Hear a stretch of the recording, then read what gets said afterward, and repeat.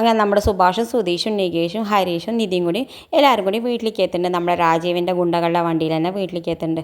വീട്ടിലേക്ക് എത്തുന്ന സമയത്ത് നമ്മുടെ ഭാസ്കരനാണെങ്കിൽ നല്ല ഉറക്കമാണ്. നമ്മുടെ സുധീഷിനെ കാണുമ്പോൾ ഒന്നും കാണാതെ ഒന്ന് എണീറ്റ് നോക്കിയിട്ട് മുണ്ടാതെ കടന്നുറങ്ങുന്നുണ്ട്. ആ സമയത്ത് നമ്മുടെ നികേഷ് ചോദിക്കേണ്ടത് എന്തൊരു അച്ഛനായി അച്ഛൻ, സുധീഷിനെ ഇത്ര ദിവസം കാണാണ്ടറിഞ്ഞില്ല, എന്താണെന്നൊന്ന് ചോദിക്കണ്ടേ, ഒന്നും പറ്റിയിട്ടില്ലല്ലോ എന്നൊന്നും അറിയണ്ടേ, നീ വിട്ടേക്ക്, ഇതൊന്നും ഒന്നല്ലല്ലോ നമ്മുടെ സുഭാഷ് ഏട്ടൻ പറയുന്നുണ്ട്.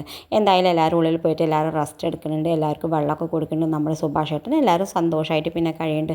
നിധി ഒരുപാട് സോറി പറയണ്ട ഏട്ടാ, സോറി ഞാൻ ചെയ്തതിന് നിങ്ങളെല്ലാവരും എന്നോട് ക്ഷമിക്കുന്നൊക്കെ പറയുന്നുണ്ട്. ആ സമയത്ത് നമ്മുടെ സുഭാഷ് ഏട്ടൻ പറയുന്നത് നീ എന്താ മോളെ അതിന് തെറ്റ് ചെയ്ത്, നീ വിട്ട് കളയാന്നൊക്കെ പറയുന്നുണ്ട്. എന്തായാലും രാത്രി നമ്മുടെ രാജീവിൻ്റെ ഗുണ്ടകൾ വന്നിട്ട് വണ്ടി തിരിച്ചു കൊണ്ടുപോകുന്നുണ്ട്. കാറിന് എടുക്കാൻ വരുന്നുണ്ട്. കാറിൻ്റെ ചാവി നമ്മൾ നിധി കൊണ്ടുപോയി കൊടുക്കുന്നുണ്ട്. ആ കാർ എന്തായാലും അവർ തിരിച്ച് കൊണ്ടുപോകുന്നുണ്ട്. പിന്നെ കാണിക്കുന്നത് നമ്മുടെ നികേഷിന് പനിയൊക്കെ പിടിക്കുന്നുണ്ട്. എന്തായാലും നിധി പൊന്നു പോലെ നോക്കിയിട്ട് ഒരു അമ്മയുടെ സ്ഥാനത്ത് നിന്ന് നോക്കിയിട്ട് നമ്മുടെ നികേഷിന് പനിയൊക്കെ മാറ്റി കൊടുക്കുന്നുണ്ട്.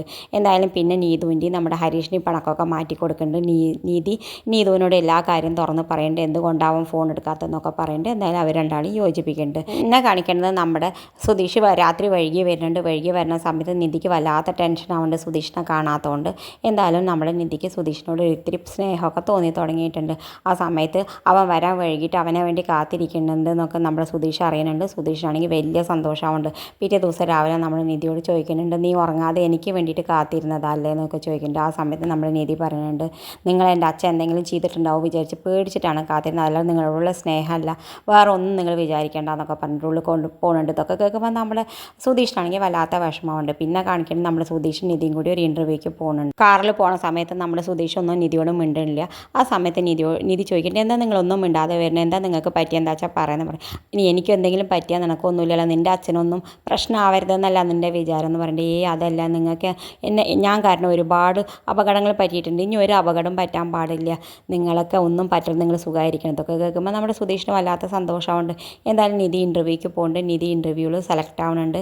ആ മാനേജർ പറയുന്നുണ്ട്, നിങ്ങളെന്തായാലും ഗോൾഡ് മെഡലിസ്റ്റാണ്, നിങ്ങളോട് ഞാൻ ഒന്നും പറയാനില്ല, ഇനി നിങ്ങളുടെ കഴിവ് ഇവിടെ ഈ കമ്പനിയിൽ ചെയ്ത് കാണിക്കണം, അതിനനുസരിച്ചിട്ടിരിക്കും നിങ്ങളുടെ ഇവിടുത്തെ മുന്നോട്ടുള്ള പോക്ക് എന്നൊക്കെ പറയുന്നത്. ഇതൊക്കെ കേൾക്കുമ്പോൾ നമ്മുടെ നിധിക്ക് വലിയ സന്തോഷമുണ്ട്. എന്തായാലും നിധിനെ അപ്പോയിൻ്റ് ഉണ്ട്. പുറത്ത് വന്നിട്ട് അവൾ കുറേ ഗണപതിനൊക്കെ തൊഴുകുന്നുണ്ട്. ആ സമയത്ത് നമ്മൾ സുധീഷ് ചോദിക്കുന്നുണ്ട്, എന്താ ഈ ജോലി കിട്ടിയില്ലേ, നീ എന്തിനങ്ങനെ വിഷമിക്കണം എന്നൊക്കെ ചോദിക്കുന്നുണ്ട്.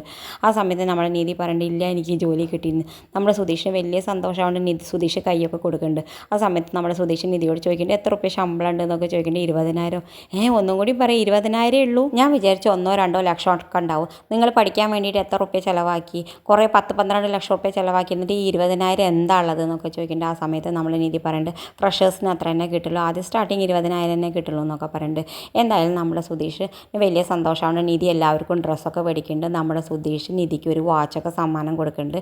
ഈ വാച്ചൊക്കെ കാണുമ്പോൾ നമ്മുടെ നിധിക്ക് വല്ലാതെ ഇഷ്ടമാവേണ്ട ഈ വാച്ച്. ഇതൊക്കെ കാണിച്ചുകൊണ്ടാണ് ഈ ആഴ്ചത്തെ പ്രൊമോ അവസാനിക്കേണ്ടത്. ഇതുപോലെ പ്രൊമോ വിശേഷങ്ങൾ നിങ്ങളുടെ മുന്നിൽ എളുപ്പത്തിലെത്താൻ ഈ ചാനൽ ഒന്ന് സബ്സ്ക്രൈബ് ചെയ്യാൻ മറക്കരുത്.